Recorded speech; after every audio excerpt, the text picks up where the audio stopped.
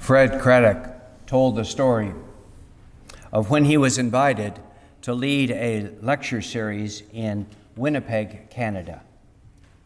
He arrived on a Saturday night, and a snowstorm blanketed the area.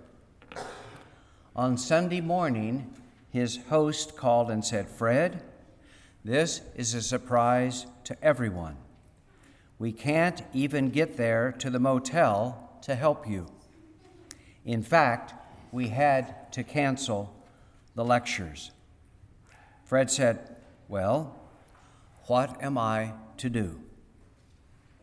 His host said, "About a block and a half to the right from the motel is the bus depot. In that bus depot is a little coffee shop, and perhaps you can go there and find breakfast." Craddock said, "It was packed, with everyone trying to find a warm place. As he entered, there were a few that scooted over, and he was allowed to sit down. A moment later, the door opened again. "Shut that door! You're letting all the heat out." A woman came in, and they scooted down a little more, and she found a seat.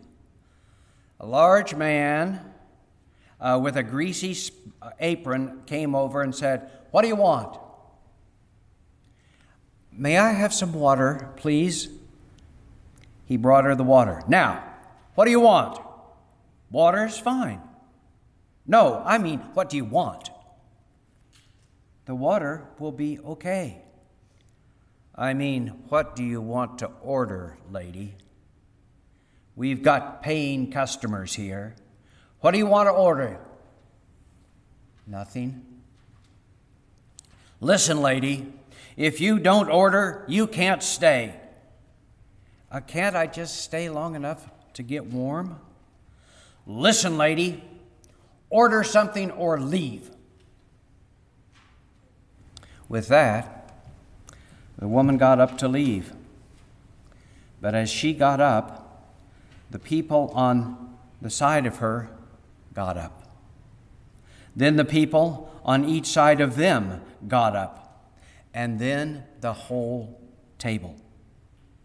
As she started to leave, the entire restaurant got up to leave. Then the large man with the apron said, "Oh, now wait a minute. Everybody sit back down. She can stay." He even brought her a bowl of soup. Craddock asked the man next to him, "Who is she?" The man said, "I never saw her before in my life. But if she ain't welcome, ain't nobody welcome." Craddock said, in that new atmosphere, he began to eat his soup and found to his surprise it wasn't bad. In fact, it was almost good. As he finished the soup, he had the feeling that somehow he had tasted it before.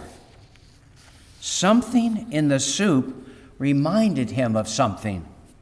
As he walked out the door and looked back at that group of people and saw the woman sitting there, he remembered. It reminded him of the bread and the cup. As we come to the Lord's table, please know you are welcomed by a loving God willing to provide living bread for the journey. This is the only table which provides the bread that, when we eat it, we will truly be nourished and filled. However, that shouldn't surprise us, for this is the greatest table in the world. The table is so great that it is also the longest table in the world. Come, taste, see, So, after we receive our morning's offering and dedicate that offering, do come, do taste, do see. Amen.